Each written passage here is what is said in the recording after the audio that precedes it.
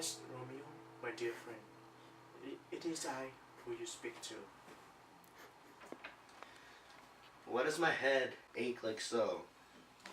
Well, that is a long story indeed. Sent for Mercutio. Maybe he has some knowledge that I am not privy to. That is somewhat impossible, my dearest king. I pray thee, tell I. Patient cousin, 'tis a long story. I shall start from the beginning. Let's retire. It is cold and cloudy. The couple is abroad, and if we meet, we shall not escape abroad. For now, these cold days is a mad blood stirring. Thou art like one of those fellows that when enters the confines of a tavern, claps me his sword upon the table, and says, God, send me no need of thee, and by the operation of the second cup draws it onto the drawer, when indeed there is no need. Am I such a fellow? Come, come, thou art as hot as a jack in the mood as any in Italy, and as soon moved to be the moody, and as soon as moody to be moved. And what too? Nay, and there were two such, we should have none shortly, for one would kill the other. Thou, why thou wilt quarrel with a man that hath a hair more or a hair less in his beard than thou hast?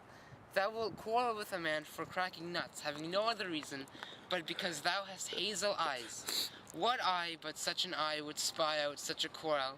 Thy head is as fun as quarrels as an egg is full of meat, and yet thy head hath been beaten as addle as eggs for quarreling. Thou hast quarrelled with a man for coughing in the street, because he hath weakened by the dog that lain asleep in the sun. Didst thou not fall out with the tailor for wearing his new duvet before Easter, with another for lying his new shoes with old ridband, and yet thou wilt tutor me from quarrelling. And I was so apt to quarrel as thou art.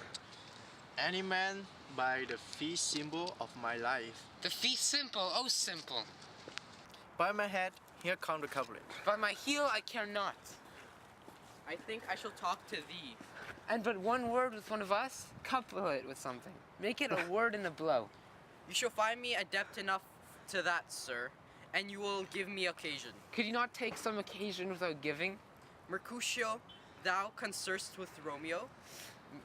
Concert, what does thou make us minstrels? And thou make minstrels of us. Look to hear nothing but discords.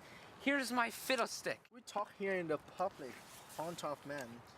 Either withdraw unto some private place and reason coldly of your grievances, or else depart. Here's all eyes gaze on us.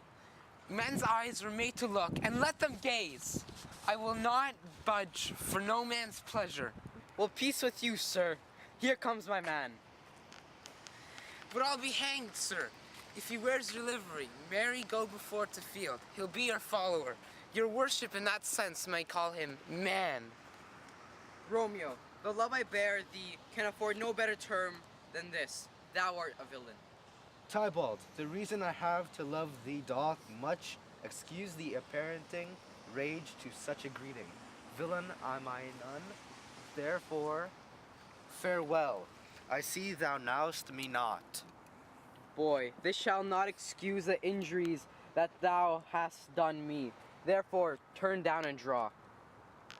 I do protest, I never injured thee, but love thee better than thou canst devise.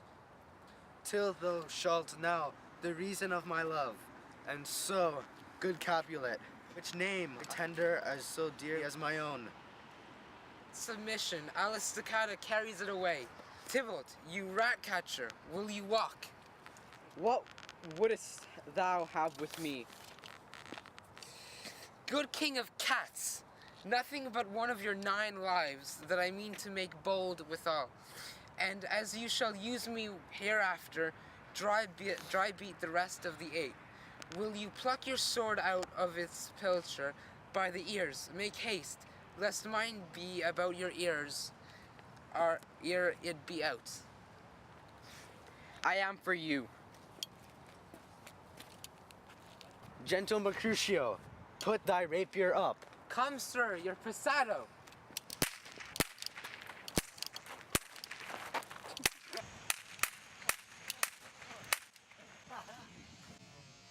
What, Adamo? Aye, a scratch, married. 'Tis enough. Where is my page? Go, villain, fetch a surgeon. Courageous. The hurt cannot be much. No, 'tis not as deep as a well, nor as wide as a church door. But 'tis enough, 'twill serve. Ask for me tomorrow, and you shall find me a grave man.